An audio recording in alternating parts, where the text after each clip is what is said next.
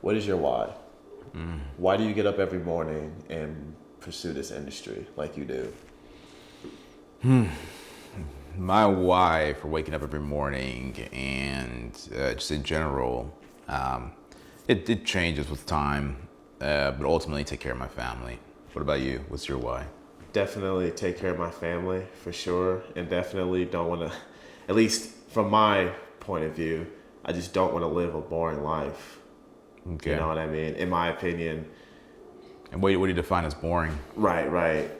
In my opinion, what boring is, or maybe boring's not the one. Boring's not the right word. A very unfulfilling life. There you go. You Yeah. know, ever since I was a kid, you have kids who lean more towards toys or like math, science, or you have kids who lean more towards art, like drawing or playing or acting. And I was definitely that kid that was more towards the arts than towards, anything like being a lawyer, being a doctor, like math and stuff like that. And growing up, I always struggled with what I want to be when I get older, because I didn't know what I wanted to be. I told everyone I wanted to be a lawyer because that was just, I genuinely thought I wanted that. Yeah. And then once I finally found my calling when I was 18 to be an actor, that's where it just kind of took off. And my why though is that I just want to live a fulfilling life. I want to take care of my family. I want to, and I just want to live a fulfilling life. Yeah, absolutely.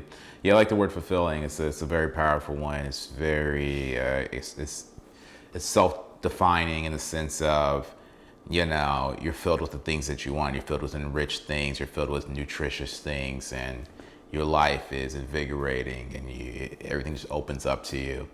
And for you not to go into law, he still knows a lot about litigation, knows a lot about law. Yeah, I was either gonna be criminal law or family law. I was gonna be one of those two. Yeah. He still seems you still know a lot about that stuff, man. And it's not off the table in the sense of you can have a full acting career and have that. And plus, it adds to that story, which we try to we want to share. You always want to share your story. I don't care if you're doing anything that's in the public eye, from being a politician to being an actor. There's really not much different. You need people to know your story. You need people to know your story because we're all here to be understood ultimately. I agree, and I like how the first thing you said, take care of my family. I think that's a beautiful why. I think that's awesome, because there's nothing wrong with. And I always tell my friends this as well. There's nothing wrong with working a 9-to-5 job. There's nothing wrong with that. I still work a 9-to-5 job. You still work a 9-to-5 job. There's nothing wrong with that. But it's just we all feel like that we want something different. And there's so many people out there who are living very unfulfilling lives because they're doing what society told them to do. And I was doing what society told me to do as well, but I kind of veered off. I still have my 9-to-5 job, and I'm also still acting, and I'm still very, very active in it. A lot of people, they have dreams, they have goals, they have ambitions, but they never get started on them. It's true. It's true. Yeah. Yeah, and same goes for me in the sense of, or my belief system kind of aligns that, we're co-directors of our lives, right? So whatever your spirituality is, whether you believe in God, you believe in the universe, Or the zodiacs.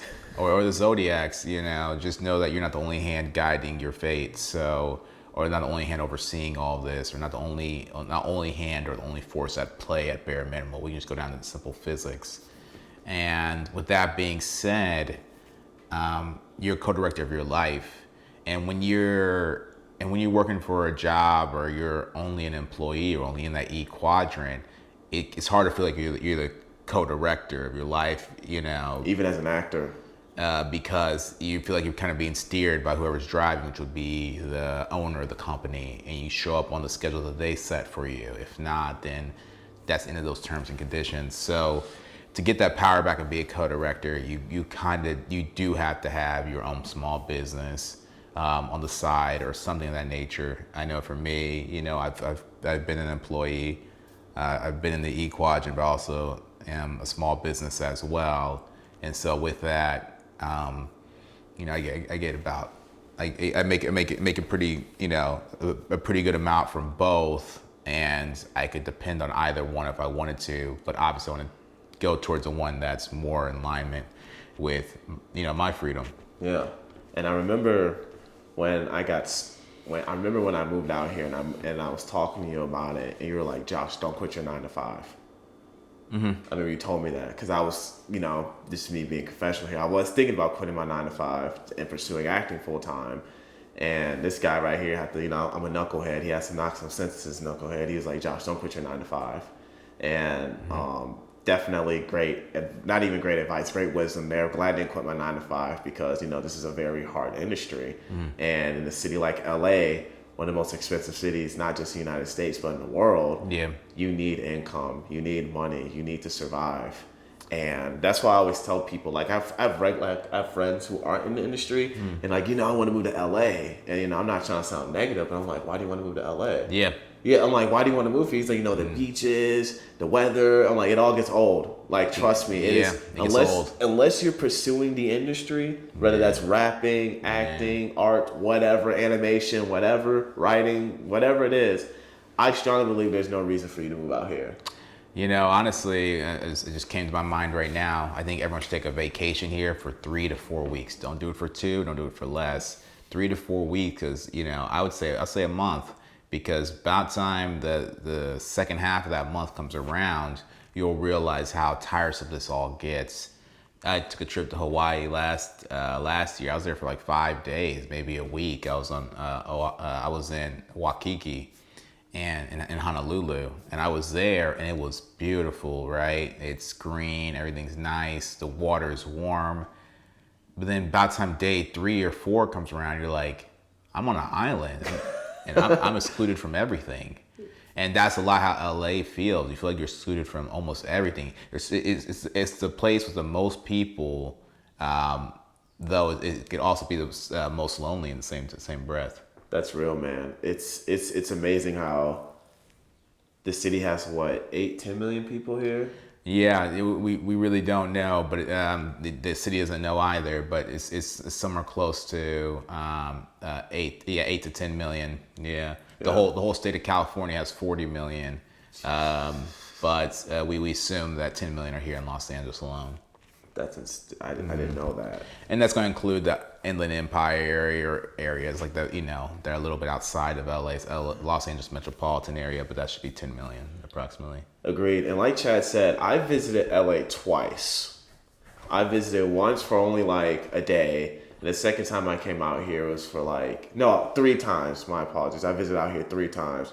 The first time was only for like a day. The second time was for 2 days, and the third time was for 3 days. And when I was staying in Koreatown, and I stayed in Santa Monica, and I thought, okay, this would be a cool place to live. This is great. This is awesome.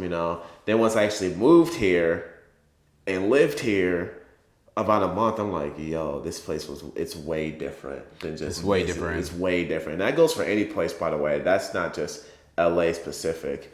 But like Chad said, I recommend, and it's very easy to do these days, just go on Airbnb, get a month's worth of a stay, and just stay here for a month and see how you like it. And if I would stay in like Hollywood, because that's where a lot of the acting classes, that's where a lot of theater and just studios are in general. And just to see if you like it, because it's very different visiting here when you see people, you see tourists and everything, versus actually living here with you when you have a livelihood and you have to get food and groceries and all that stuff, and just how different it is. And I recommend that and we recommend that for any place, by the way. Yeah. But especially here. Especially since the barrier of entry is not what it used to be. You used to have to be here. And today, I'll tell you, the most valuable thing you'll get from Los Angeles is the mentality.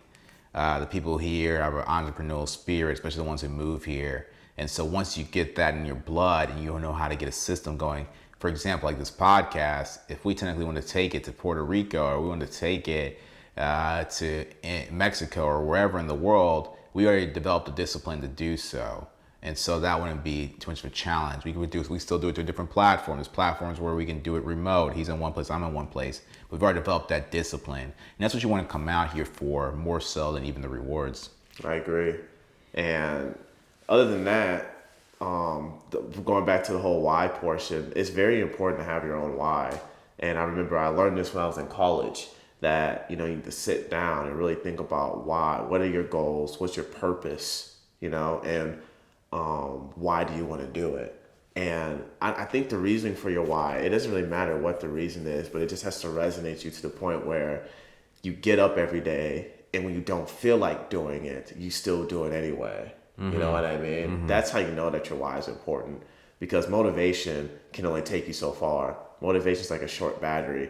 It'll give you a surge, but then it dies down really quickly. It's what you do when you don't feel like doing it, putting in those discipline, putting in those habits. Like I've learned since moving in with Chad, my habits and my discipline have become much better because I live with Chad now and I see him doing it, so it makes me want to do it. Right. But just knowing why you're doing what you're doing, and if you don't feel like your why is strong enough, either think deeply on it, or maybe you just don't know what your purpose is yet, because that's just that's normal too. That's okay. But Right. sitting down and figuring it out is the first step in trying to discover what your purpose is.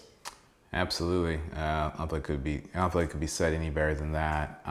There's 7.8 billion of us in the world, and everyone is different. Everyone is unique in that sense. And so don't think that your why has to be your neighbor's why or the person you know's why. And don't really take too much advice either, unless it's something that's a specific position you want to be in.